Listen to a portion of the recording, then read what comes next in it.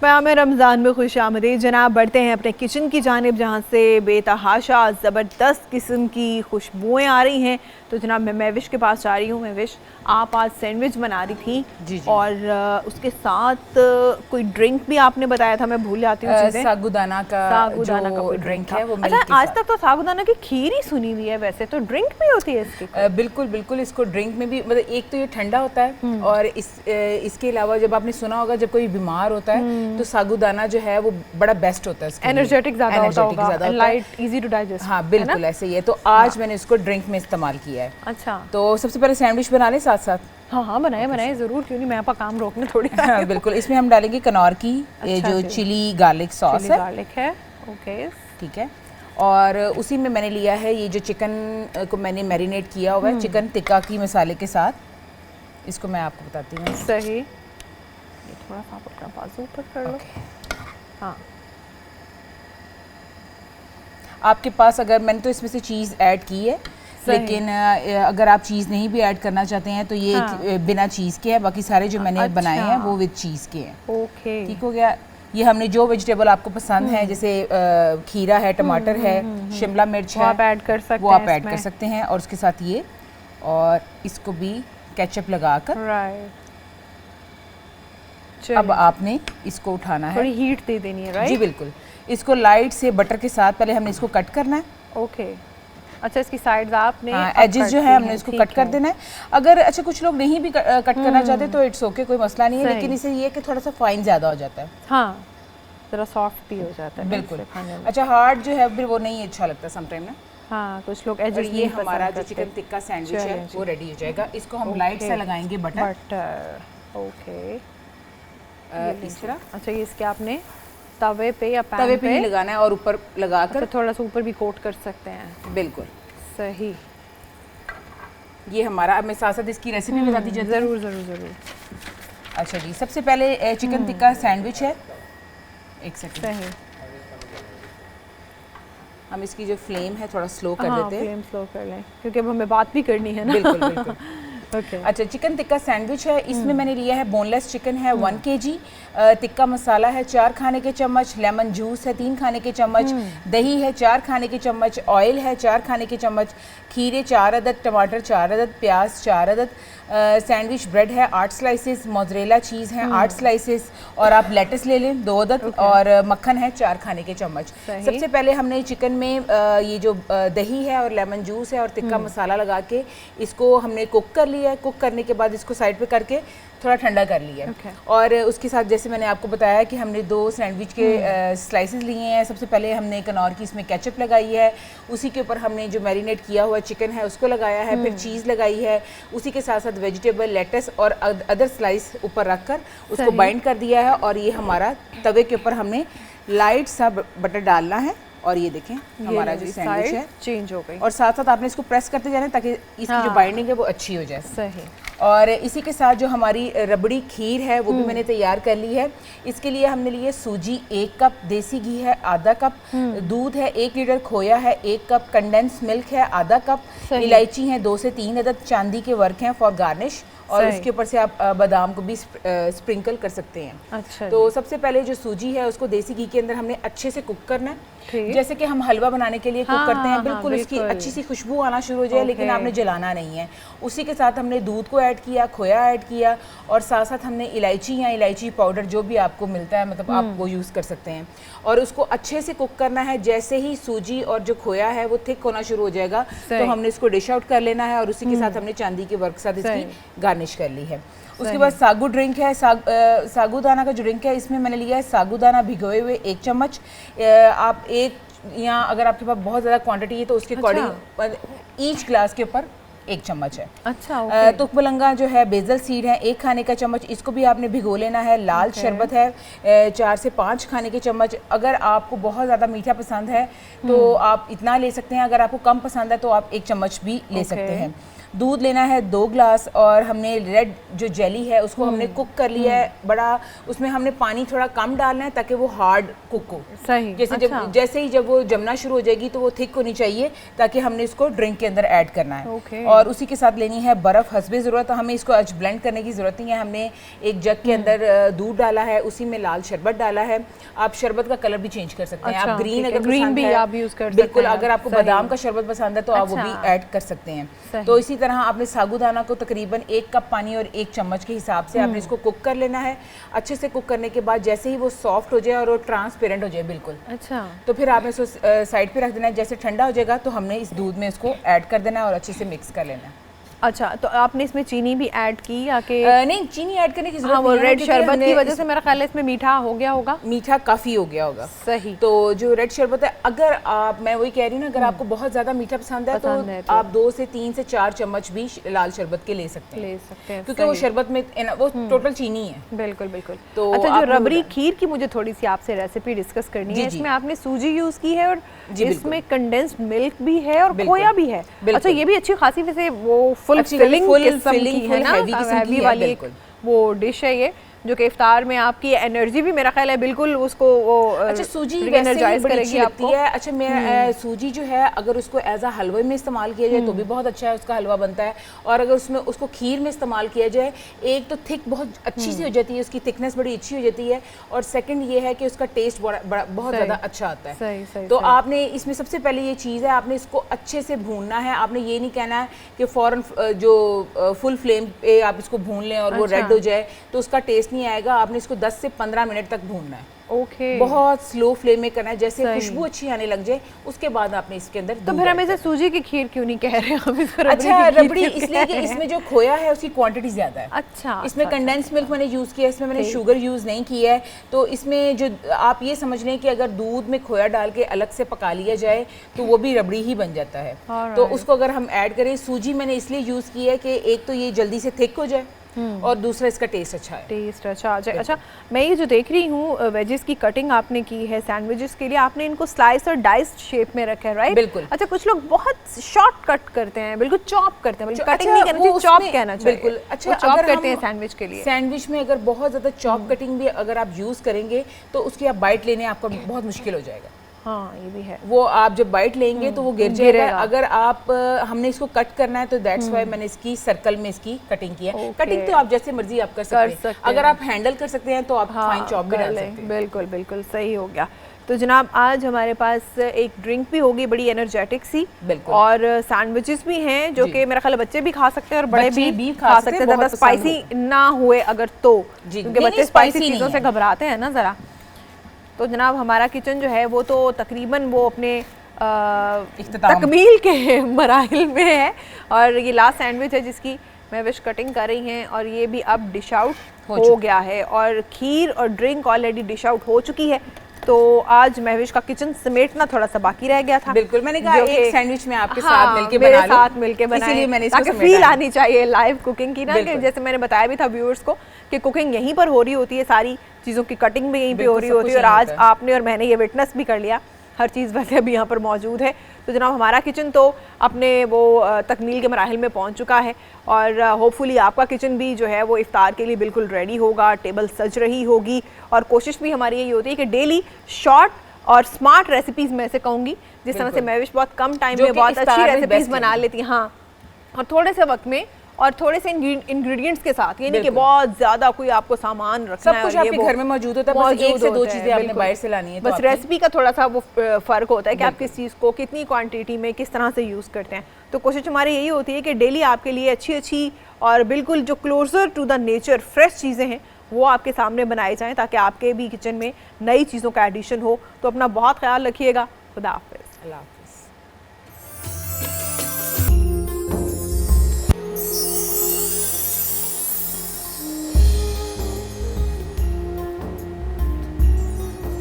अस्सलामुअलैकुम, क़याम रमज़ान में खुश आमदीद। मैं हूँ आपकी होस्ट महविश निसार। और जनाब, जैसा कि आप जानते हैं कि हमारे ट्रांसमिशन में रोज़ाना कोई ना कोई मौजू होता है जो दीन और दुनिया से जुड़ा हुआ होता है, लेकिन आज का हमारा मौजू जो है वो भी अपनी अहमियत का हामिल है। आज हम बात करेंगे यौम पाकिस्तान, यानी आज 23 मार्च है, इस हवाले से, इस दिन की अहमियत के हवाले से कि तारीख़ में इसकी क्या अहमियत थी, क्योंकि पाकिस्तान की करारदाद का जो आगाज़ है, इस तहरीक का आगाज़ ही 23 मार्च 1940 में किया गया था। तो आज हम जिस पाकिस्तान में रह रहे हैं, क्या ये वैसा ही पाकिस्तान है जिसका ख्वाब अल्लामा इकबाल, कायद आज़म और हमारे बड़ों ने देखा, हमारे फोर फादर्स ने इसके लिए जो कुर्बानियाँ दी? क्या आज हम अपने मुल्क को उस जगह पर ले आए हैं? क्या आज हमने उनके ख्वाब पूरे किए, वो मकासद हासिल किए? इन तमाम सवालों पर बात करेंगे। राय मंजूर नासिर साहब हमारे साथ हैं। आप ब्यूरोक्रेट भी हैं, आप मजहबी स्कॉलर भी हैं और माशाल्लाह हर टॉपिक पे ग्रिप रखते हैं। तो इस जानिब जनाब बढ़ाएंगे गुफ्तगू को, लेकिन बाकायदा आगाज़ करेंगे तिलावत कलाम पाक से। और इस सादत को हासिल करने के लिए हमारे साथ मौजूद हैं कारी नौमान अली सैफ़ी। मैं उनसे गुजारिश करूँगी कि तिलावत कलाम पाक करें। अऊज़ु बिल्लाहि मिनश शैतानिर रजीम।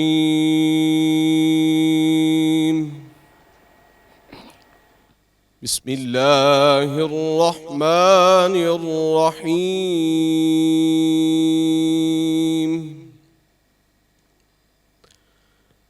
आमनर रसूलु बिमा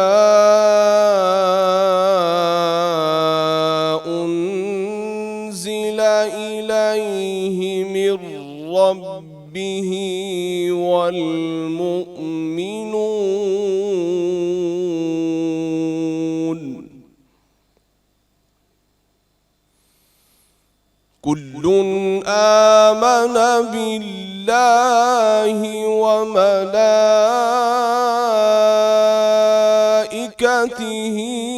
व कुतुबिहि व रुसुलिहि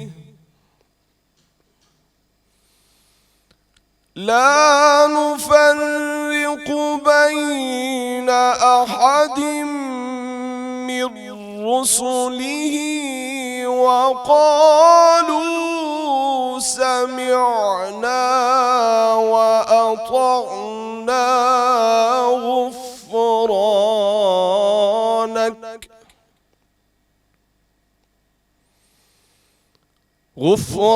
गुफ़रानक रब्बना व इलैकल मसीर।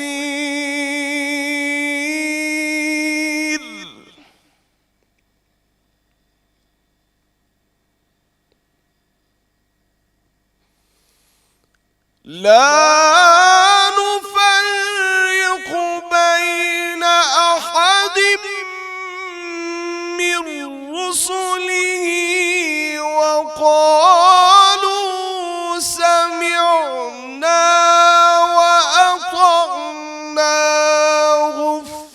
गुफ़रानक रब्बना व इलैकल मसीर।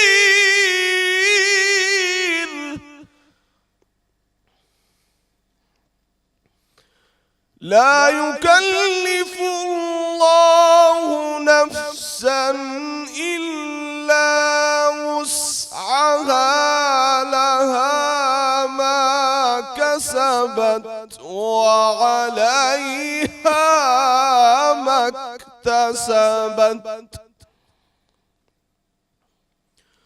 रब्बना ला तुआखिज़ना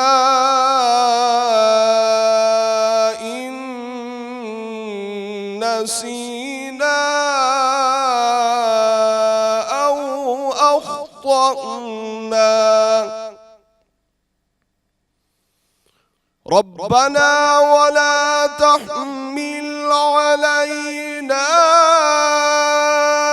इस्रन कमा हमलतहु अलल्लज़ीन मिन क़ब्लिना।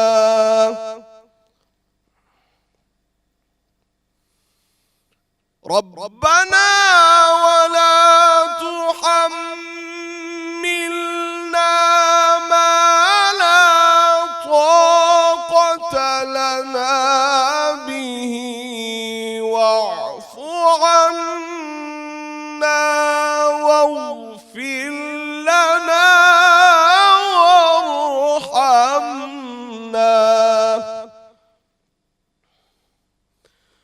واعف عنا واغفر لنا وارحمنا أنت مولانا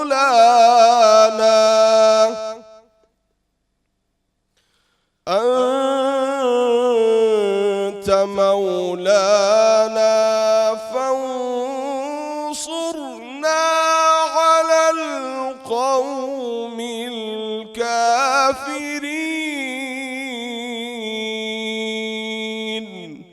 صدق الله العلي العظيم। जज़ाकल्लाह कारी नुमान, बहुत ही ज़बरदस्त आपने तिलावत पेश की और कलाम की तो खैर क्या ही बात है, कलाम इलाही है। और अब जनाब हदिया नात की जानिब बढ़ते हैं और हदिया नात पेश करने की सादत आज हासिल कर रहे हैं फरीद हुसैन फरीदी। अपने दामन शफ़ात में छुपाए रखना, अपने दामन शिफ़ात में छुपाए रखना, अपने दामन शिफ़ात में छुपाए रखना, मेरे सरकार मेरी बात बनाए रखना, मेरे सरकार मेरी बात बनाए रखना, उनके हो जाओ तो हर चीज़ उन्हीं से मांगो, उनके हो जाओ तो हर चीज़ उन्हीं से मांगो, अपने दामन पे ना एहसान पराए रखना, अपने दामन पे ना एहसान पराए रखना, और ज़राए खाक को खुर्शीद बनाने वाले, ज़राए खाक को खुर्शीद बनाने वाले, खाक हूँ मैं मुझे कदमों से लगाए रखना, खाक हूँ मैं मुझे कदमों से लगाए रखना, और आप याद आए तो फिर याद ना आए कोई, आप याद आए तो फिर याद ना आए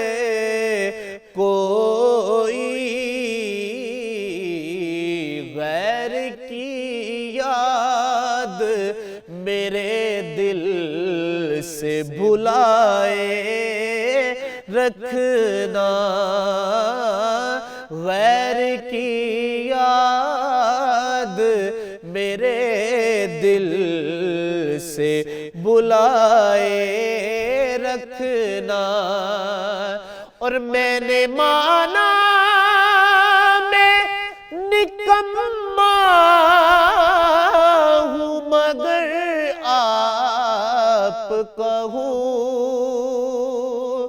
मैंने माना मैं निकम्मा हूँ, मगर आप कहूँ,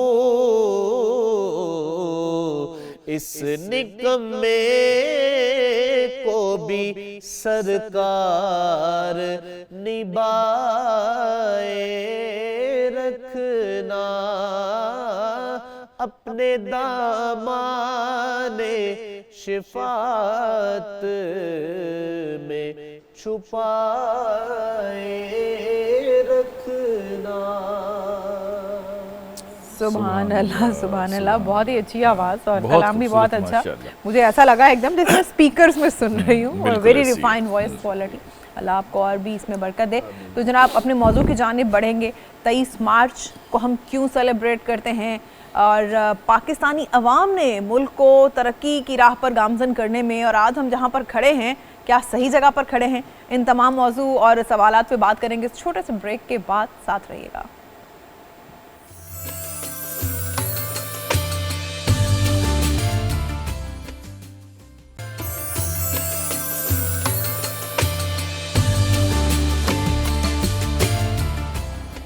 क़याम रमज़ान में खुश आमदीद। जनाब बढ़ते हैं अपने टॉपिक की जानिब, और आज का मौजू है 23 मार्च यानी यौम पाकिस्तान।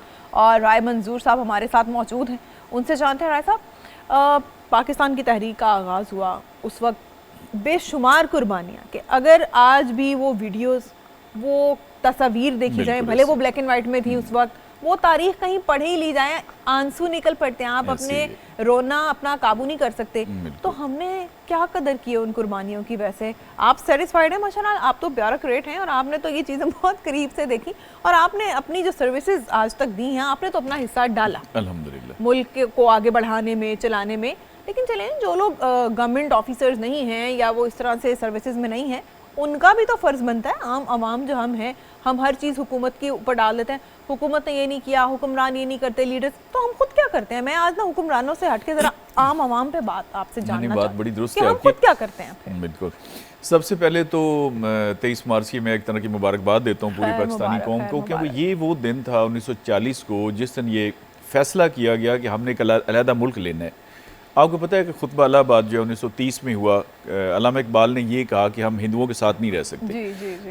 देखना, जैसे घर में आप रह रहे हैं अरसा दराज से, और कोई एक बेटा कहे जी मैंने अलग होना है, तो एक दफ़ा तो सबके कान खड़े हो जाते हैं कि ये क्या कह रहा है। लेकिन हज़ारों सालों से इकट्ठे थे, तो अल्लामा इकबाल को समझ आ गई कि इनके साथ रह नहीं सकते। ये नेहरू रिपोर्ट और ये सारी जो पिछली तकसीम बंगाल मनसूख हुई, और हिंदुओं ने जिनकी चालाकियां और साजिशें एग्जैक्टली हर वो उन्होंने काम किया जो मुसलमानों के खिलाफ जाता था, किसी और का फ़ायदा हो ना, मुसलमानों के खिलाफ थे। और वो देखे ना, आहिस्ता आहिस्ता फिर आपकी आंखों से पट्टी उतरती चली गई, और अल्लामा इकबाल ने कहा जी अलहदा। लेकिन देखिए, अल्लामा इकबाल की बात को भी पूरी मुस्लिम लीग को समझने समझाने में 10 साल लगे। 10 साल। और ये ऑल इंडिया मुस्लिम लीग का सालाना इजलास था, कन्वेंशन था, जो कि मीनार पाकिस्तान जहाँ पे है, यहाँ पे हुआ 3 दिन का, 22, 23 और 24।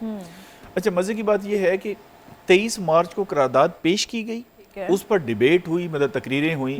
लेकिन ना, करारदाद क्या है? करारदाद ये है कि इन मुसलमानों ने कहा कि हिंदुओं के साथ हमने नहीं रहना, हमें अलहदा मुल्क चाहिए। बिल्कुल। अच्छा, आप इसके हक में भी बात कर सकते हैं, आप इसके खिलाफ भी बात कर सकते हैं। तो ये हमारी तरह नहीं था जी कि हाथ खड़े करें, वो पता ही कौन नहीं किस पार्टी का, उन्होंने कहा जी वो खड़ा कर रहा है, मैं भी खड़ा कर दूं। हमारी तो लेजिस्लेशन इस तरह हो रही है अभी, अल्लाह माफ़ करे।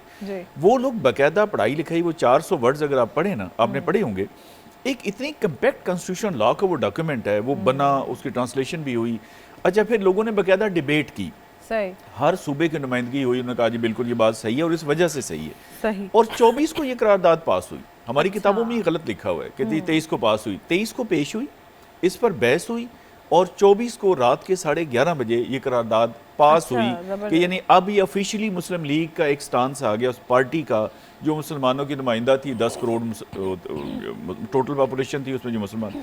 अच्छा, वो ये था कि उन्होंने कहा कि अब इनके साथ हमने नहीं रहना, और फिर ये प्रैक्टिकली स्ट्रगल स्टार्ट होती है और 7 साल में जो है ना पाकिस्तान बन जाता है। ये इसकी अहमियत है कि ये वो माइलस्टोन है, ये वो फैसला है बिल्कुल, बिल्कुल। जो इस जगह पे 1 लाख मुसलमान तकरीबन थे। आप अंदाजा कर लें कि लाहौर में 1 लाख का आजकल जलसा करना मुश्किल काम बहुत, बहुत है। बढ़िया। कायद आज़म से और इस काज से लोगों को मोहब्बत बिल्कुल। कितनी थी हाँ। कि जिसे कहते हैं ना खिंचे चले आते थे। अच्छा, मैंने सुने, सॉरी, कायद आज़म की मोहब्बत क्या बात करें, मैंने कि बुक्स में पढ़ा भी है उस वक्त चूंकि लिटरेसी रेट तो ऐसा कोई पाकिस्तान का था नहीं, सारी आवाम इतनी पढ़ी लिखी नहीं थी, और कायद आज़म इंग्लिश में ज़्यादातर बात तकारीर करते थे, तो लोगों की उनसे अकीदत का आलम व्यूअर्स ये था कि पिन ड्रॉप साइलेंस होता था कायद आज़म जब तकरीर करते थे।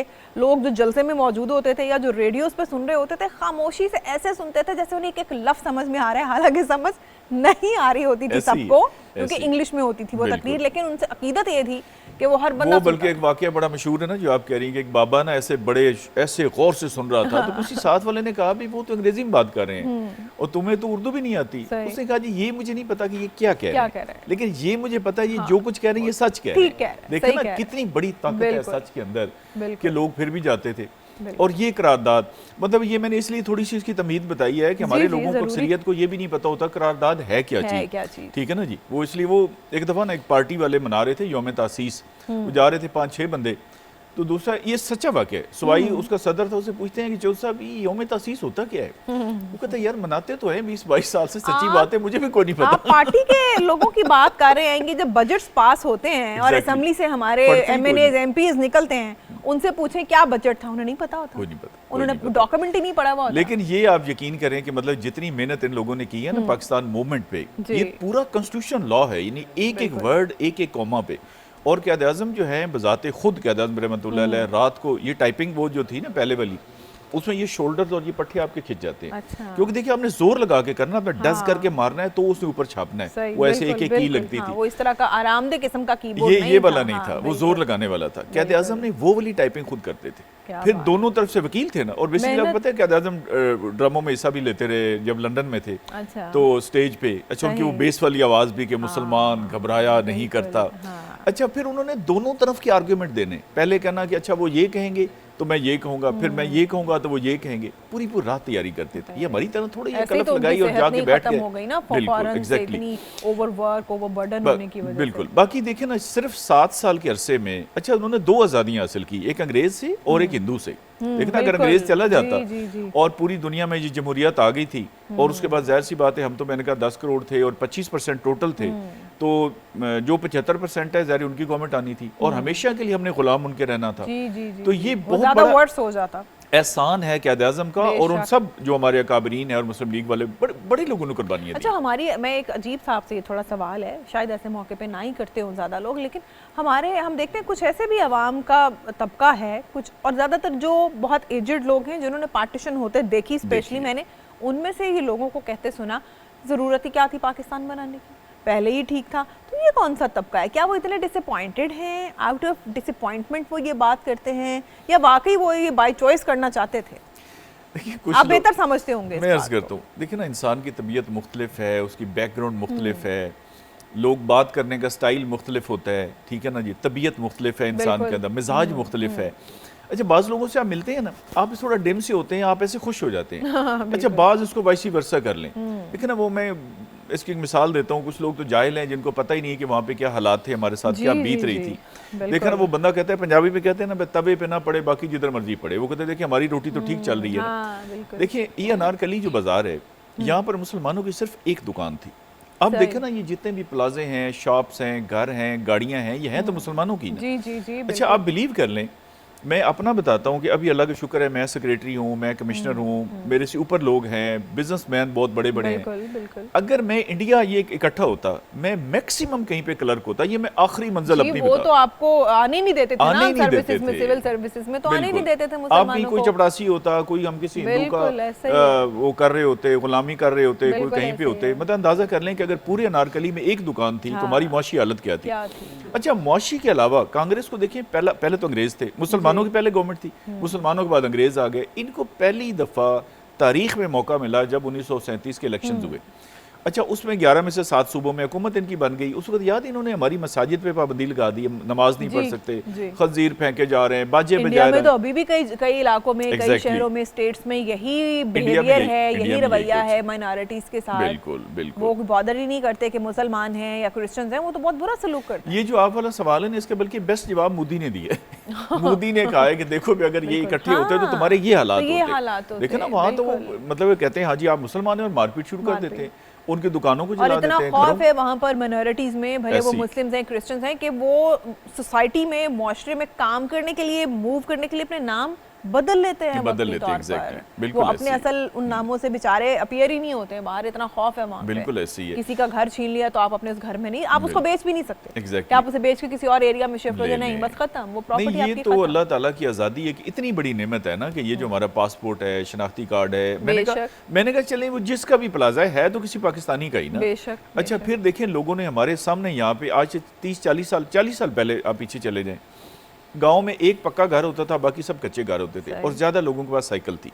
अब देखें ना, हमारे छोटे से छोटे बंदे के पास मोटरसाइकिल है, गाड़ियां हैं, कपड़ा उनका बेहतर हो गया है, उनकी रैश बेहतर हो गई है, बच्चे बेहतर स्कूलों में पढ़ रहे हैं। तो ये पाकिस्तान की बदौलत ही है ना। बेशक बेशक। और वो लोग जो ये कह के मायूसी फैलाते हैं कि नहीं नहीं कहाँ आज़ाद हैं, कौन सी आज़ादी, कैसी 14 अगस्त, हम तो अभी भी गुलाम हैं, हम तो अभी भी वो फलां की गुलामी में फंसे हुए हैं। भाई ठीक है, कुछ मसाइल ज़रूर हैं, इकॉनमी हमारी थोड़ी वो हुई है, उसका डाउनफॉल है, लेकिन ये चंद एक मसाइल हैं, बेशक बड़े हैं, लेकिन जो नेमतें उसके साथ साथ हैं उसका भी शुक्र अदा करें, उन्हें इग्नोर ना करें। अच्छा, एक चीज़ मैंने आपने तो माशाल्लाह 2 बुक्स भी लिखी हैं मुताले पाकिस्तान के लिए, जनाब राय साहब ने, मुझे आज इंकिशाफ हुआ है कि 2 किताबें लिखी, कॉमर्स कॉलेज के लिए, मुताले पाकिस्तान पर FA के लिए, तो आपकी यकीनन इस पर स्टडी और आपकी नॉलेज ज़्यादा होगी। आपसे मैं जानना चाहती हूँ कि हम कहते हैं इस्लामी जमहूरिया पाकिस्तान, इस्लामी फलाही जमहूरी रियासत, ये 3 कॉम्पोनेंट्स हैं, और ख्वाब तो यही था हमारे फोर फादर्स का, हमारे एंसेस्टर्स का, कि ये सारी खूबियाँ, ये सारी खसूसियात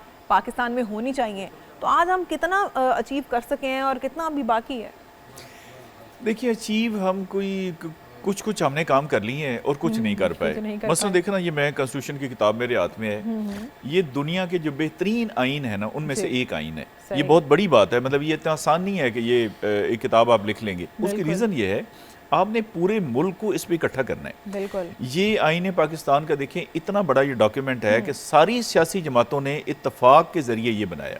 हालांकि देखें ना, डिसेंटिंग नोट्स आ जाते हैं, जजमेंट के अंदर 5 जज होते हैं, 3 एक फैसला दे रहे होते हैं, 2 एक दे रहे होते हैं, तो पूरी कौम का इत्तफाक हुआ। फिर इसमें ये माना गया कि हमारे मुल्क का जो सुप्रीम लॉ है वो कुरान और सुन्नत होगा। इस्लाम के खिलाफ कोई कानून जो पहले वाला है वो इस्लाम के मुताबिक किए जाएंगे, और जो नए बनाए जाएंगे वो कुरान और सुन्नत के मुताबिक। तो ये फंडामेंटल राइट्स की इसमें देखिए गारंटी दी गई। बिल्कुल ऐसे ही। अच्छा, आगे देखिए अदालतें हैं, वो है, अब उसके अंदर यहाँ तक तो काम बहुत अच्छा हो गया। अच्छा, दिफाई शोबे में हमने कमाल कर दिया। देखें ना, 57 इस्लामी मुल्क हैं और हमसे अमीर मुल्क हैं। सऊदी अरब है, दुबई है, UAE लगा लें, कुवैत लगा लें, बाकी अरब मुल्क हैं, ब्रुनाई लगा लें, लेकिन देखें ना, एटम हम नहीं बना सके।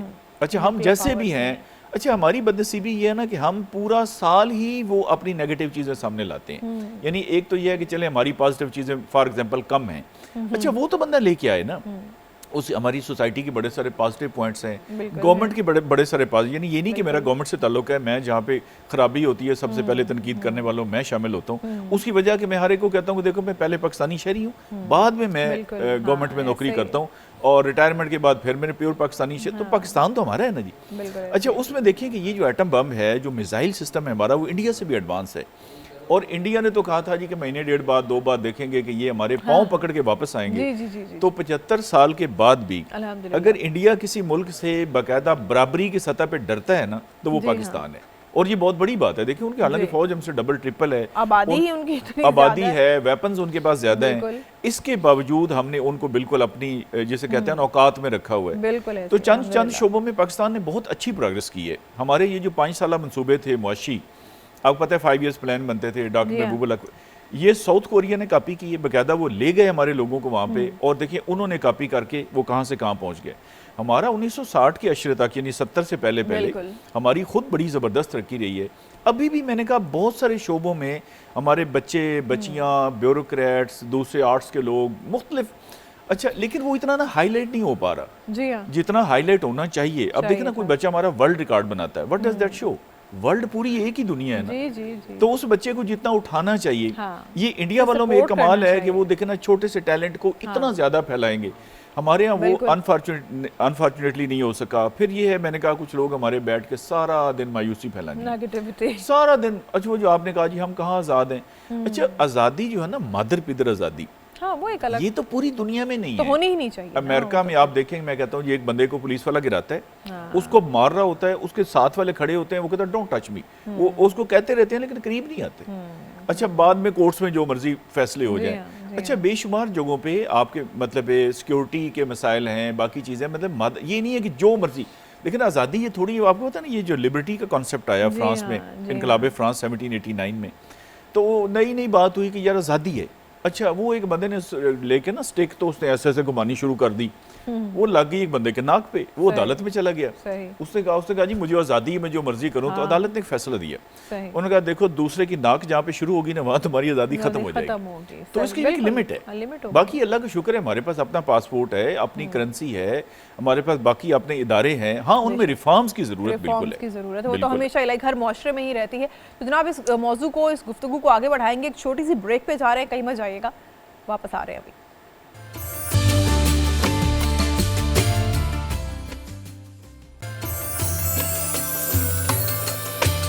क़याम रमज़ान में खुश आमदीद, हमारा आपका साथ है जनाब। और हमारे किचन की भी जो रौनकें हैं वो बहाल हो चुकी हैं, हमारी शेफ़ आ चुकी हैं किचन में, महविश सितारा। अस्सलाम वालेकुम महविश। वालेकुम अस्सलाम। जनाब क्या मेन्यू है आज आपका?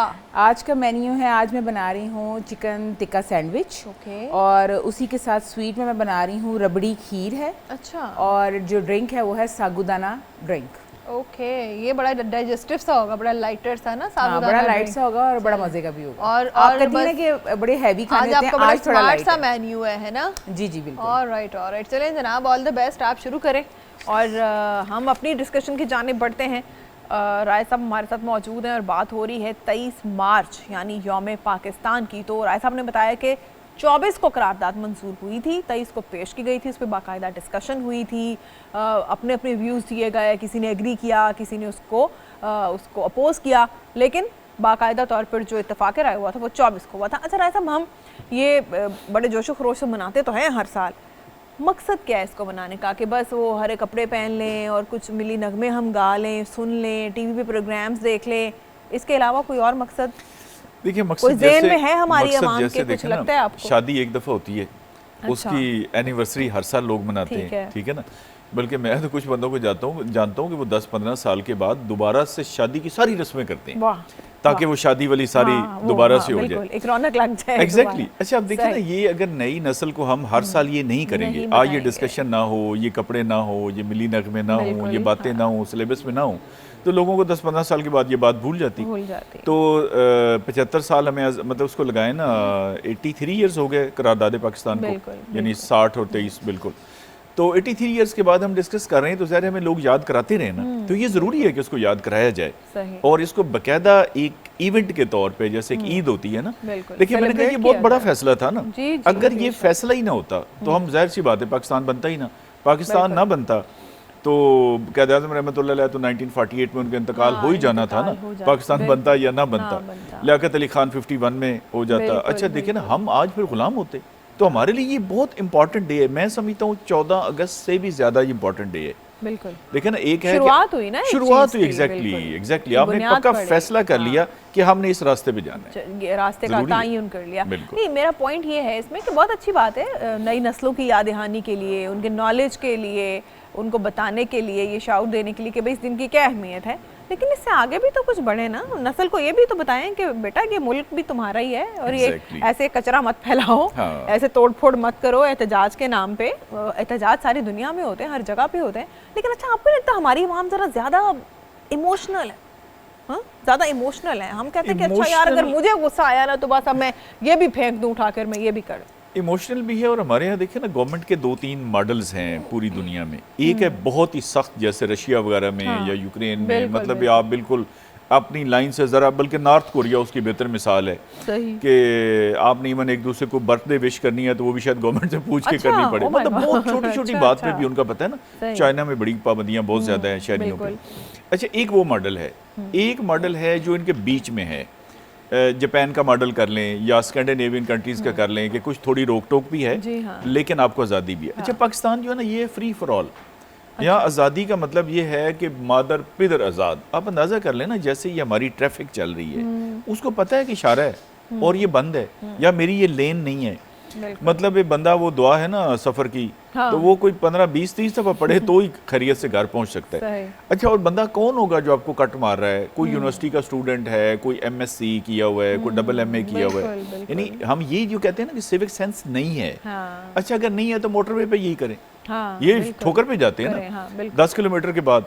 अच्छा, इनको पूरा पता है कि वहाँ पे फाइन होना है, और ये अगर हमने ये तमाशा किया, सीट बेल्ट पूरा बांधेंगे, वो करेंगे, वो बातचीत करेंगे। तो ये जो फ्री फॉर ऑल है ना, ये गलत है। थोड़ा सा कानून को, अपनी हुक्मरानी जिसे कहते हैं ना, रूल ऑफ लॉ, रिट जिसे कहते हैं गवर्नमेंट को, वो इस्टेब्लिश करनी पड़ेगी। अब आपने एक पॉइंट अभी दिया ना भाई, आपने एहतजाज करना है। एहतजाज का मतलब है कि लोगों को मसला पता लग जाए, मीडिया में आ जाए और हुकाम बाला तक पहुंच जाए। अच्छा, एहतजाज में ये कहाँ लिखा है कि आप दोनों तरफ की सड़क ब्लॉक कर देंगे? हाँ। एक दफ़ा ना मेरी को DG नैब के साथ मीटिंग थी, तो मैं इधर, हम जा रहे थे और चौक एक मजहबी जमात के लोग थे, उन्होंने बंद किया हुआ ये नियाजी अड्डे के साथ करके। पूरी ट्रैफिक ब्लॉक है, इधर से भी, इधर से भी, इधर से भी। अच्छा, अब मैंने लाजमी जाना है, हमारी मीटिंग है। खैर, वहाँ पे गाड़ी मैंने छोड़ी, आगे मैं पैदल गया, आगे एक रिक्शा पकड़ा। बंदे कितने बैठे थे? टोटल 4। सिर्फ 4 लोगों ने एक दरी बिछाई है, उन्होंने चौक बंद कर दिया, और पुलिस जो है ना वो, अच्छा, पुलिस का कसूर इसलिए कोई नहीं है। हाँ, ज़ाहिर है पुलिस अब उसमें क्या करे? अगर उनको मारे पीटे तो जी पुलिस बड़ी जालिम के अलावा उनके खिलाफ एक्शन हो जाएगा। देखिए ना, पुलिस को तो सिक्योरिटी मिलनी है ऊपर से। देखिए ना, अगर कांस्टेबल को, सुपर वाले को सिक्योरिटी मिले। अच्छा, वो मैंने कहा कि हर कोई बस कहता है कि चलो खैर है जलील, अब आए रोज फलां शाहराह बंद हो गई, फलां शाह। भाई, उस बेचारे जो बंदे जा रहे हैं, आ रहे हैं, कई एम्बुलेंसेस फंस जाती हैं, कई लोगों के जॉब इंटरव्यू मिस हो जाते हैं, कई लोगों के फ्लाइट है बिल्कुल एग्जैक्टली, इम्तिहान उनके नहीं हो पाते। अच्छा, वो सारा लॉस क्योंकि देखे ना, कोई ना बताता है ना, हमारे पास कोई उस तरह की कोर्ट्स हैं। कोर्ट्स में देखे ना, छोटी छोटी बात पे बाहर केसेस होते हैं। वो एक एक्ट्रेस गई किसी होटल पे और उन्होंने खाना खाया, उन्होंने कहा ये फिश, ये वाली फिश में कांटा नहीं है, उसमें कांटा था कहीं पे। वो उनके दांत में आया और वो थोड़ी सी क्रक हो गई, तो she went to the court. उसने कहा जी मेरी तो ब्यूटी खराब हो गई है, और कितने मिलियंस डॉलर उनको जुर्माना हुआ। अच्छा, हमारे यहाँ तो देखे ना, फिर आपका कोई जब तक 302 से कम तो बंदा कहता है यार रहने दें, 30-40 साल लगने हैं। अच्छा, अगर ये लॉ ऑफ टॉर्ट्स इसे कहते हैं कि अगर ये टॉर्ट्स वाला काम शुरू हो जाए ना, तो फिर ये छोटा छोटा अगर आपकी देखें ना, गाड़ी में एक बाइक वाला हिट कर जाए, तो अगर आप टोटल कैलकुलेट करेंगी ना कि इससे कंपनसेशन लेने में और सजा दिलाने में, तो आप कहेंगे कि भाई तू जा, मैं तेरे लिए दुआ करती हूँ, तू मेरे लिए दुआ कर। यानी कोई आपका इमीडिएट रेमेडी नहीं है ना। मैक्सिमम आप क्या करेंगे, पुलिस वालों को बुलाएंगे, एक घंटे बाद वो पहुंचेंगे, हाँ जी क्या हुआ, वहाँ एक तमाशा लगेगा, लंबा प्रोसेस है। अच्छा, वो मैंने कहा इस वजह से वो लोगों का फिर जो फ्री फॉर ऑल होगी ना सोसाइटी, जिसका दिल करे रोड ब्लॉक कर दें। अच्छा, सोचे माल रोड हमारी बंद होती है जी जी, और हाई कोर्ट उसी पे वाक़ है। हाई कोर्ट की बाकायदा फैसला है कि माल रोड पे कोई जलसा, जुलूस, रैली नहीं हो सकती, और उसी पे वो कर रहे होते। अच्छा, मैं जा रहा था पिछले दिनों सेक्रेटेरिएट की तरफ, तो पंजाब असम्बली के सामने, लेकिन वो बड़ी महज़िब लोग थे, मैं इसलिए उनकी तारीफ कर रहा हूँ। वो जो दरख्त है ना, रोड उन्होंने बिल्कुल खाली छोड़ी हुई है। अच्छा। उधर वो बैनर्स लेके खड़े हैं। आप बिलीव कर लें कि मैंने गाड़ी रुकवा के देखा कि यार ये बहुत अच्छे लोग हैं, इनका जो भी मसला, और मैंने कोशिश की किसी फोरम पे बात भी की कि इनका मसला हल करें। भैया आप रोड के एक तरफ कर लें, ऐसे लंबी लाइन लगा लें, कोई पार्क मुख्तस हो जाए। हाइड पार्क देखिए उन्होंने बनाया हुआ है लंदन वालों ने, वहाँ पे गवर्नमेंट के खिलाफ जो मर्जी जाके आप तकरीर करें, लेकिन उससे आपकी ट्रैफिक नहीं रुकती। बिल्कुल आपने सही कहा। जनाब, डिस्कशन को आगे बढ़ाते हैं। बहुत ही दिलचस्प मौजू है और बहुत अहम भी है। हम सब पे एक मुल्क की जिम्मेदारी जो है वो लागू होती है, सिर्फ हुक्मरानों पर नहीं होती। हुक्मरानों की क्या जिम्मेदारियां हैं और वो पूरी करें या नहीं, इस पर भी बात करेंगे। एक छोटे से ब्रेक के बाद साथ रहिएगा।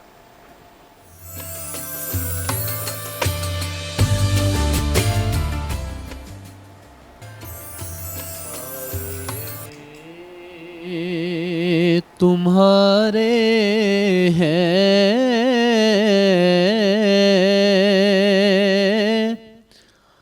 किस्मत ये हमारी है,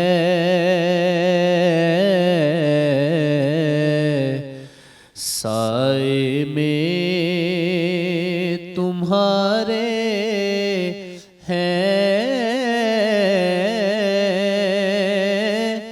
किस्मत ये हमारी है।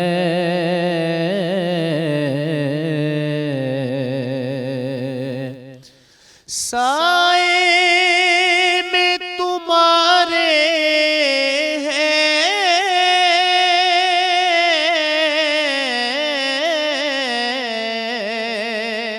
किस्मत ये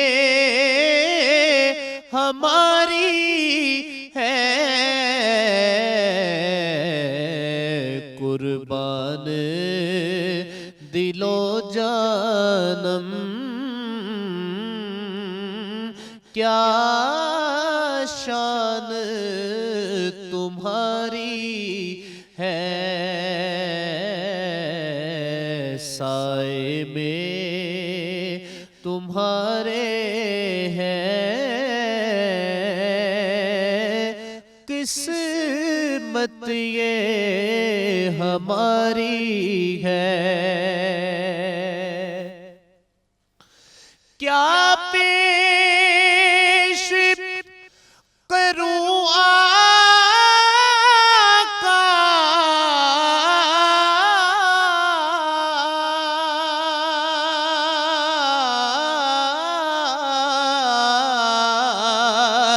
क्या शान तुम्हारी है।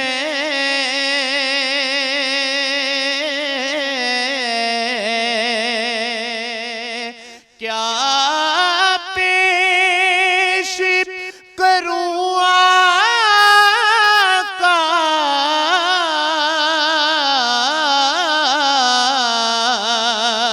क्या चीज हमारी है। ये दिल भी तुम्हारा है,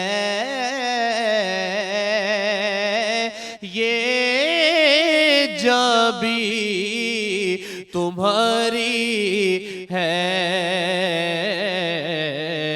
ये दिल भी तुम्हारा है, ये जान भी तुम्हारी है। नक्शा तेरा दिलकश है,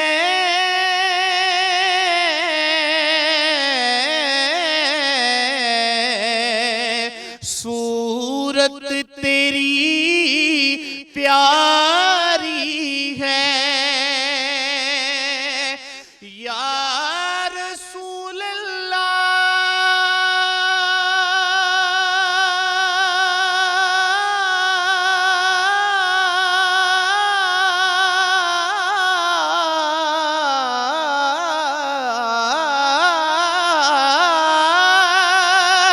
नक्शा तेरा दिलकश है, सूरत तेरी प्यारी है। जिसने भी तुम्हें देखा सो जान से वारी है। साए में तुम्हारे हैं किस्मत ये हमारी है। और हम छोड़ के इस दर को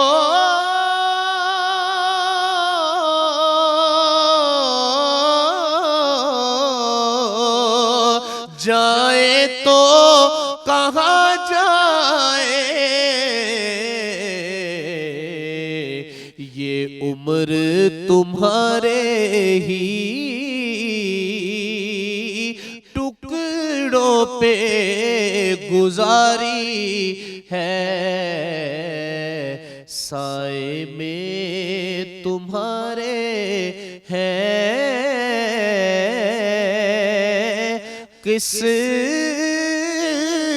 ये हमारी है।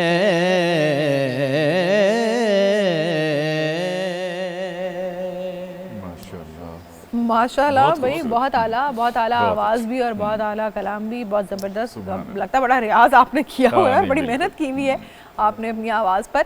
तो राय साहब, हम ब्रेक पे जाने से पहले बात कर रहे थे यौम जी। पाकिस्तान 23 मार्च की क्या अहमियत है आजकल, और इसको मनाना चाहिए। डेफिनेटली हमारा फ़ख्र है, हमारी बुनियाद हमारे मुल्क की, हमारी कौम की यहाँ से शुरू हुई। अच्छा, आप एक मुझे आपसे जाननी है एक बात कि 2010 में पाकिस्तान के सूबों के नाम तब्दील किए जा रहे थे, ये क्या कहानी है? ये बहुत ज़्यादा डिटेल इसकी लोगों को पता नहीं है, ये आप बताएं। हाँ सर, आप बात ज़रूर कोई इसमें है। अच्छा, ये बड़ा बताएं। दिलचस्प सवाल है, हाँ ना, ज़रूर क्योंकि मेरे बताएं। ख्याल है मीडिया पे ये पहली दफ़ा डिस्कस हो रहा है। ओके। अच्छा, पाकिस्तान के देखें जो आर्टिकल 1 है कॉन्स्टिट्यूशन का, मेरे सामने है, उसमें लिखा हुआ है कि पाकिस्तान किन इलाकों पे मुश्तमिल होगा। सही। उसमें 4 सूबे हैं। अच्छा, आपको पता है इंडिया में भी पंजाब है, यहाँ पे भी पंजाब है, तो हमारे वाले का नाम है दी पंजाब। अच्छा, हम लिखते हैं ना गवर्नमेंट ऑफ दी पंजाब, जी, तो जी, ये जी। दी या दा जो भी इसको पढ़ लें, ये वाला है। ठीक और है। जब खाली पंजाब लिखेंगे तो इसका मतलब इंडिया वाला है। ओके। अच्छा, ये शुरू से हमारा दी पंजाब है, ये आज तक दी पंजाब ही चल रहा है। बाकी जो 3 सूबे उनके नाम चेंज हुए 2010 में, 18th अमेंडमेंट जब आई जी, उसमें। जी। अच्छा, एक तो बलूचिस्तान था, मैंने पहले भी जिक्र किया था कि उसमें यू आता था, सही। तो फिर बलोचों ने कहा जी कि हम बलूच नहीं हैं, हम तो बलोच हैं, तो बलोचों का मुल्क होना चाहिए बलोचिस्तान। और ये देखें चलता रहा ऐसे ही, और फिर आईनी तरमीम आई और बाकायदा उसको अमेंड किया गया, अब सही। है बलोचिस्तान। सही। अच्छा, बलूचिस्तान से बन गया बलूचिस्तान से बलोचिस्तान। अच्छा। अच्छा, सिंध का जो पुराने आप देखेंगे ना इंग्लिश डॉक्यूमेंट्स, उसमें लिखा होगा SIND, सिंध। ओके। उन्होंने कहा ये सिंध नहीं है, ये सिंध है। अच्छा। इसमें एच भी लगाए एंड हे का साउंड भी हे है का इसमें। साउंड आए, सिंध। सिंधु देश हाँ, बोलते सिंधु थे देश, जैसे। एग्जैक्टली। वो सिंध पुराना लिखा होता। अच्छा, वो इसमें एच का इजाफा किया गया इसके साथ ही, तो ये बन गया वो बलूचिस्तान से बलोचिस्तान, ये सिंध से बन गया सिंध। अच्छा, एक हमारा सूबा होता था NWFP, north west frontier province, उसका नाम हो गया खैबर पख्तूनख्वा। ठीक है, तो ये 4 में से 3 सूबों के नाम समझिए उसमें तब्दील हो गए। सही। बाद में फिर जब ये फाटा जो था, फेडरली एडमिनिस्टर्ड ट्राइबल एरिया, कबायली इलाका, जी, जी। जो एक तो पाटा था ना, वो तो पहले ही सूबे के हिस्सा था। सही। अच्छा, एक था फाटा, जो फाटा था वो मर्ज हो गया KP के अंदर, जी। तो अब वो फाटा कॉन्स्टिट्यूशन में पहले जो था वो भी खत्म हो गया। ठीक। और एक हमारा आ गया कैपिटल, जिसका सही। एक्चुअल नाम है ICT, जी। Islamabad capital Territory। टेरिटरी। वो एक तरह का सूबाई स्टेटस है। सही। आपको पता है कि पूरे पाकिस्तान में जितने भी हमारे DC से ऊपर होते हैं डिवीजन, वहाँ पे कमिश्नर होता है। इस्लामाबाद का जो कमिश्नर है उसको चीफ कमिश्नर कहते हैं। अच्छा। वो इसलिए कहते हैं कि वो एक तरह का सूबाई गवर्नर भी होता है तो वो एक डिस्ट्रिक्ट ही, लेकिन उसका ये स्टेटस जो है ना वो ये है। सही, सही। और आप खुश होंगे ये सुन के, और ये भी कुछ लोगों को खैर पता है लेकिन ज़्यादा नहीं, कि पंजाब के अंदर भी कबायली इलाका है, ज़्यादा कबायली इलाका। जब भी हमारे जहन में आता है तो फ़ौरन खैबर एजेंसी और वो बिल्कुल, बिल्कुल। वजीरिस्तान उधर के जहन में आता है। तो पंजाब के अंदर राजनपुर में और DG खान में अच्छा। 2 सही। एरियाज हैं जिनको कबायली इलाका कहते हैं। सही। और वहाँ पे AC हमारा नहीं होता, जैसे असिस्टेंट कमिश्नर होता है, वहाँ पे PA होता है, अच्छा। Political agent. ओके। यहाँ पे उसका नाम उन्होंने PA रखा हुआ है, वहाँ पॉलिटिकल सही, एजेंट है। सही। अच्छा, वो ये 2 इसमें भी हैं, बाकी बलूचिस्तान में हैं, काफ़ी सारे हैं। तो ये सूबों के समझे कि 3 के नाम तब्दील किए गए। सही, तो ये कहानी थी इसके ये पीछे, कहानी यानी थी। उनमें और ये थोड़ी-थोड़ी मीडिया पे मेरे ख्याल है correction। इस तरह पहली दफा हाँ, डिस्कस हो रही पूरे एक उसके बैकग्राउंड के साथ, Background के उसके साथ। कॉन्टेक्स्ट के साथ आज Exactly। हमने देखी ये स्टोरी आपके हमें सामने देखिए अपने रिवील की है, जो इलाकों आपको का पहले पता नहीं होना पता चाहिए। था। ये हाँ, हमारा हाँ, जो बिल्कुल। पाकिस्तान का है ना, इवन नक्शा जो हम कहते हैं, बिल्कुल। ये भी आधा हमें पता है। देखिए ना, पाकिस्तान ये तो नहीं जिसकी हम बात करते हैं कि जी सही। पाकिस्तान, किसी मदद से पूछिए पाकिस्तान, वो कहेगा जी 4 सूबे हैं जिनके अभी हमने नाम लिए, और एक उसमें दारुल खिलाफा है, सही। इस्लामाबाद हो गया। सही। अच्छा, उसके बाद देखें ना GB है, गिलगित बिल्कुल, बल्तिस्तान बिल्कुल। Is very much part of जी, पाकिस्तान। जी, बिल्कुल ऐसे ही अच्छा, है। कश्मीर के 2 हिस्से हैं जो पाकिस्तान के हैं। अच्छा। लेकिन आप मुझे कहते हैं जी आपकी ज़मीन कितनी है, या शहरी लिहाज से बात करते हैं जी आपका बिल्कुल। प्लाट कितना है। सही। मैं कहता हूँ देखिए जी, है तो 20 मरले का, अच्छा। उस पे 15 पे हुआ है कब्जा, अच्छा। 5 मेरे पास है। अच्छा। है तो वो मेरा ही ना, मैं तो बिल्कुल। क्लेम करूंगा ना। जी, जी, बिल्कुल। मकबूजा कश्मीर जो है वो बिल्कुल पाकिस्तान का है, उसका मुकदमा UN में चल रहा है, जी अभी हाँ। तक वो अनसेटल्ड है, पहला उनके एजेंडे पे है। अच्छा, इसलिए तो वो देखना लाइन ऑफ कंट्रोल है वहाँ पे। जी, जी, जी, बिल्कुल। अच्छा, देयरफॉर हमारे नक्शे में या हमारे क्लेम में वो होना चाहिए कि मकबूजा कश्मीर, फिर आज़ाद कश्मीर, फिर गिलगित बल्तिस्तान, 4 सूबे, और ये आ गया इस्लामाबाद बिल्कुल। Capital territory. इस्लामाबाद, इसके अलावा हमने अक़वाम मुत्तहिदा में केस किया हुआ है हैदराबाद रियासत का। अच्छा। हैदराबाद के जो वो जी। राजे महाराजे थे, अच्छा, मैं तो वो हैदराबादी एक गोश्त पकाते हैं वही याद रह गया कौम को। बिल्कुल। हैदराबाद रियासत जो थी उसके जो सरबराह थे उन्होंने लिख के दिया था कि मैं पाकिस्तान के साथ शामिल होना चाहता हूँ, और वो इंडिया ने ज़बरदस्ती कब्जा कर लिया। क़ायद आज़म के जैसे इंतकाल हुआ उसके 48 घंटे के अंदर, तो हम वो केस लेके गए अक़वाम मुत्तहिदा में, तो हमें तो वो कहना चाहिए। इसके अलावा मनावदर और 2-3 और छोटी छोटी स्टेट्स हैं, उनका हमारा क्लेम है, वो हमारा केस भी अक़वाम मुत्तहिदा में चल रहा है, तो वो इलाके भी ज़ाहिर पाकिस्तान के, हम तो मैंने वही कहा ना, चले कब्जा हुआ हुआ है। कब्जा हुआ। अच्छा, इसके अलावा मजे की बात यह है कि आपका जो समंदर है, बहुत सारे मुल्क हैं जहाँ समंदर नहीं है, जैसे अफगानिस्तान में नहीं है, उन्हें हम कहते हैं लैंड लॉक्ड कंट्रीज। बहुत लकी मुल्क होता है जिसका समंदर हो, और हमारा देखिए 700-800 किलोमीटर की कोस्टल लाइन है ईरान से लेकर कहाँ तक। समंदर जो है इसका जो कुछ इलाका लगता है ना उस मुल्क के साथ, हमारे ये 200 एरोनॉटिकल माइल्स का एरिया है, अच्छा वो उसका हिस्सा होता है, यानी वो पाकिस्तान की, देखिए हम कहते हैं हमारी समुद्री हदूद में आ गए, तो इसका मतलब है कि हदूद डिफाइन है कि ये पाकिस्तान का एरिया है, ये इंडिया का है, ये फलां का है। उसके बाद इंटरनेशनल वाटर शुरू होते हैं। पाकिस्तान ने चंद साल पहले एक केस किया अक़वाम मुत्तहिदा में, इन्होंने कहा जी हमारा रकबा जो है ना वो कम, उसका एक फार्मूला होता है, उन्होंने कहा जी फार्मूले में हमें हिस्सा कम मिला है। अच्छा, वो केस का फैसला पाकिस्तान के हक में हुआ और हमारा समुद्री इलाका बढ़ गया। ये सारे मिला के इलाके जो है ना ये बनता है पाकिस्तान। वाह भाई, ज़बरदस्त, खूबसूरत। अब वो केसेस तो यूएन में लगे हुए हैं। अच्छा, एक और बहुत अहम टॉपिक है जिस पर मुझे आपसे बात करनी है, एक ब्रेक की तरफ जाना है फिलहाल। तालीम के बारे में हमें बात करनी है, क्योंकि तालीम जिस मुल्क में, जिस कौम में लिटरेसी रेट जहाँ पर कम होता है, वो कौमें तरक्की नहीं कर पाती क्योंकि शाऊर ही नहीं हासिल कर पाती। तो हमारा मसला क्या है कि अभी तक हमें ये शाऊर नहीं है कि तालीम कितनी ज़रूरी है, या फिर हमारी प्रायोरिटीज़ कुछ और है कि हम अपने बच्चों को स्कूल की बजाय काम पर डाल देते हैं। इस छोटे से ब्रेक के बाद इस अहम मसले पे बात करेंगे, साथ रहिएगा।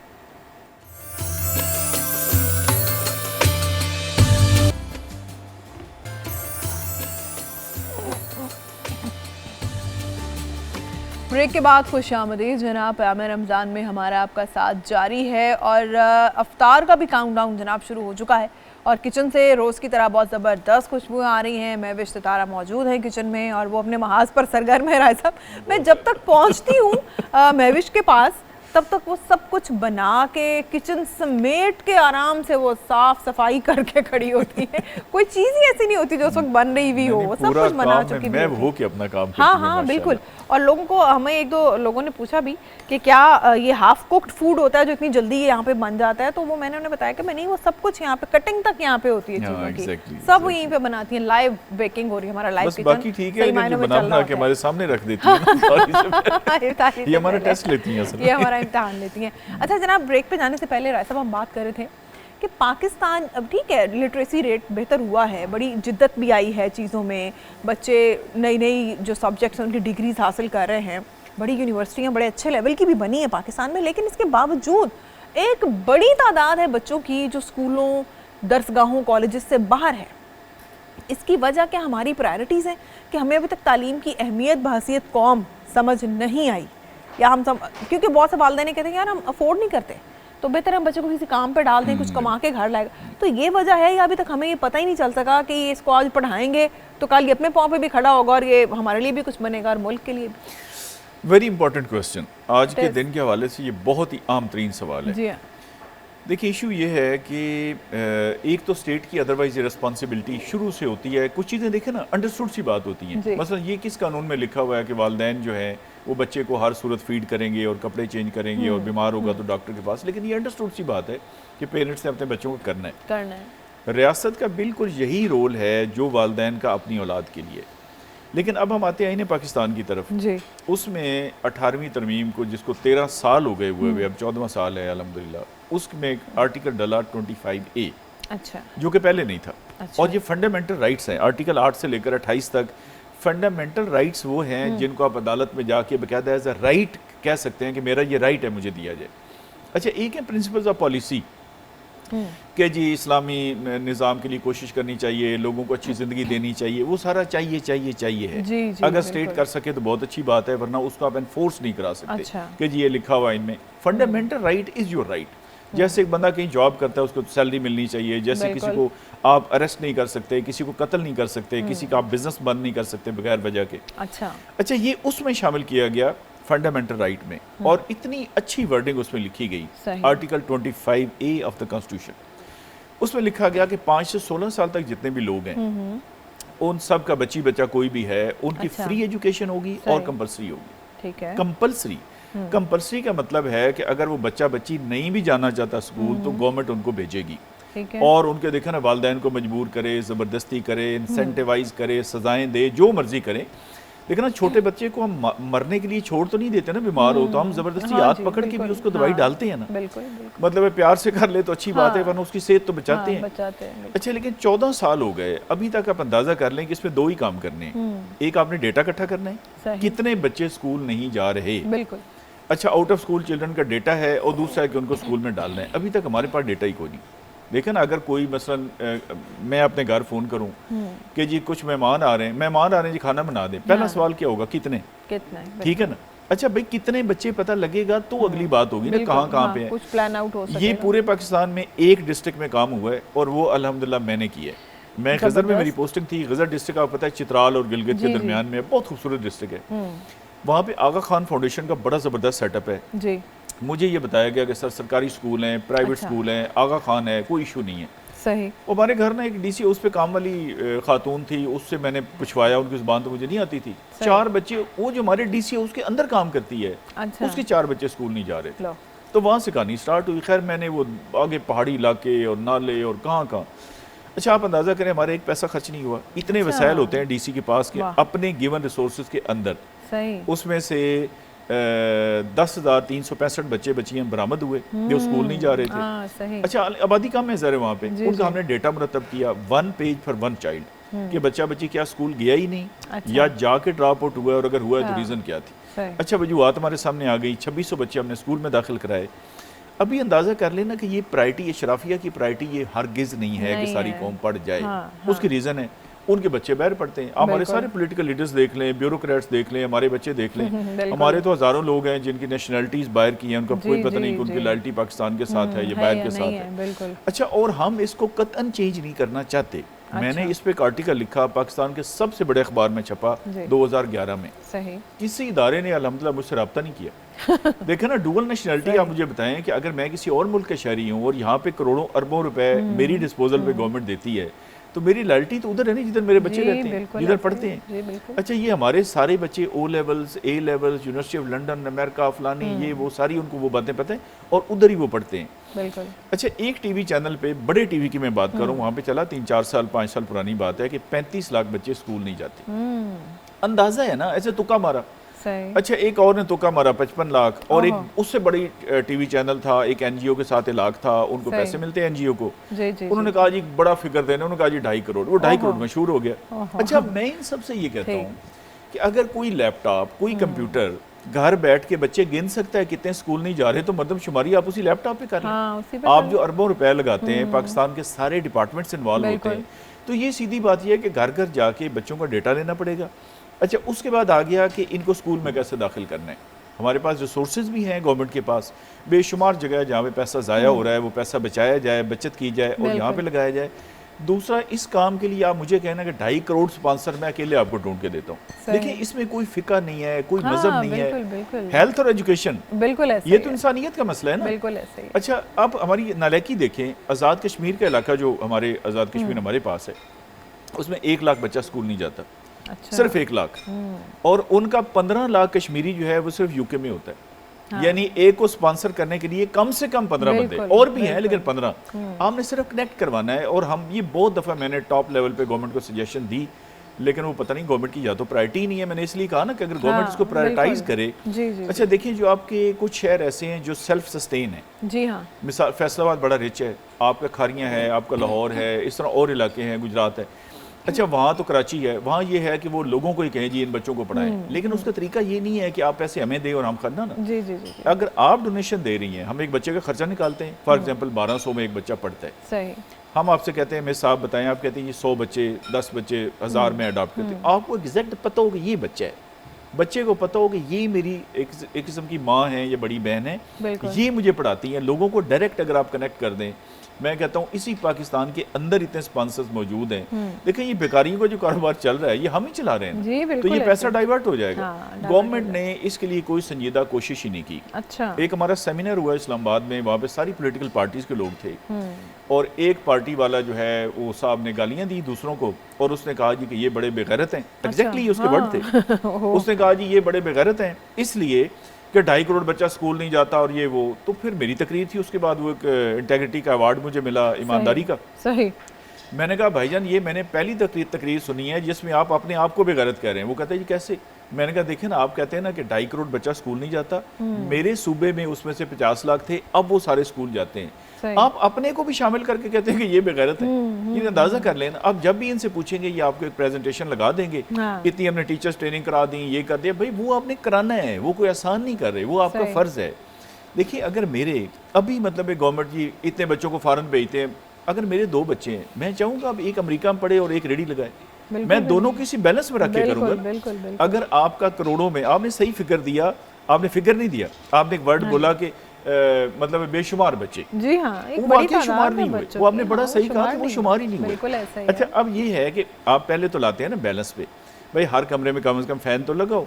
जब फैन लगा होगा फिर आप अगला एसी लगाएं तो सब में लगाएं। मतलब ये क्या बात है जी कि हमारा 2000 बच्चा जी जर्मनी जा रहा है और हमारे 10 लाख बच्चा सिरे से स्कूल ही नहीं जा रहा, तो आप अंदाजा कर लें। अच्छा फिर एक और बड़ा मसला है उर्दू मीडियम स्कूल सिस्टम और English medium school. English medium अब वो 2 ऐसे गैप्स बन गए हैं सोसाइटी में जिनकी मेंटली कोई साइकोलॉजिकली कंपैटिबिलिटी नहीं है। उसकी भी रीजन है, देखिए वो एक अलग दुनिया है, वो एक अलग दुनिया। उसकी रीजन ये है कि देखिए ना, हमने बच्चों से झूठ बोलना है कौम के साथ, हमने 75 साल झूठ बोला, जो ऊपर वाला तबका है जिसमें मैं भी शामिल हूँ। हमने कहा देखो उर्दू हमारी कौमी जुबान है, हमें कौम से प्यार करना चाहिए, 23 मार्च को आप ये कपड़े पहने, ये झंडियाँ पकड़ लें सारा। अच्छा जब इम्तिहान की बारी आनी है किसी भी इम्तिहान बड़े की, तो वो हमें अंग्रेजी में लेना है, वो अंग्रेजी में है। अच्छा मैं दावे से कहता हूँ, बड़ी मैंने कोशिश की और अभी मेरी कोशिश है, मैं कहता हूँ आज ये जो CSS वगैरह PMS के एग्जाम्स है आप उर्दू में कर दें। आपको टैलेंट चाहिए ना, अंग्रेजी वाला तोता तो नहीं चाहिए। ये सारे के सारे देहाती बच्चे आएंगे, 99% हमारा कोई इक्का दुक्का आएगा। अभी तो ये ना कि हमारे अगर 6 बच्चे हैं तो 6 के 6 ही माशाल्लाह मुकाबले के इम्तिहान। उसकी रीजन ये है कि शुरू से ही उसने वो इंग्लिश टर्मिनोलॉजी पढ़ी है, वो इंग्लिश बोलता है, उसको सारा ये मसला ही कोई नहीं। वो बच्चा बेचारा बकर का, लइये का, दादू का, वो सोचता कुछ और है, फिर इंग्लिश सीखते सीखते उसकी आधी जिंदगी गुजर जाती है। ये जानबूझ के हमने सिस्टम इसलिए बनाया है कि हमारे बच्चे एडजस्ट हो जाएं और गरीब गुरबा के ना हो सके। और उर्दू हमारी कौमी जबान है का मतलब ये नहीं है कि बस आपने उर्दू बोल ली बाय द वे और आपको उर्दू आ गई। आजकल तो बच्चों का ये हाल है कि उन्हें उर्दू में आप एक तहरीर लिखने को दें, एक एप्लीकेशन या ऐसे, वो नहीं लिख पाते क्योंकि इंग्लिश पढ़ पढ़ के बोल बोल के वो बेचारे उर्दू से बिल्कुल नाबल्द हो चुके हैं। देखिए उसकी रीजन है ना, आज देखिए मैंने कहा बड़े इम्तिहान आप उर्दू में कर दें। जी वही आज ना, हाँ सारी कौम ये जो जिनको उर्दू नहीं आ रही है उर्दू बिल्कुल सही बोलेंगे, सही उर्दू पढ़ेंगे, ये तलफ्फुज़ के साथ वो जो है ना काफ आयन बिल्कुल निकालेंगे। अब उसको पता है कि इसका फायदा ही कोई नहीं। देखिए ना हमारे बच्चे ज्यादा इंडियन, जैसे वो कहते हैं मैं मतलब खे को खे बोल रहे होते हैं और इस तरह की करके कार्टून्स देख देख के बच्चों के बिल्कुल ही तलफ्फुज़ खराब। जनाब एक छोटी सी ब्रेक पे जाएंगे, बहुत अहम मौजू पर बात हो रही है। बच्चे हमारा मुस्तकबिल हैं, कौम का सरमाया है, और वो किस रास्ते पर जा रहे हैं, हम उन्हें किस रास्ते पर लेकर जा रहे हैं, इसको ब्रेक के बाद आगे बढ़ाएंगे। साथ रहिएगा।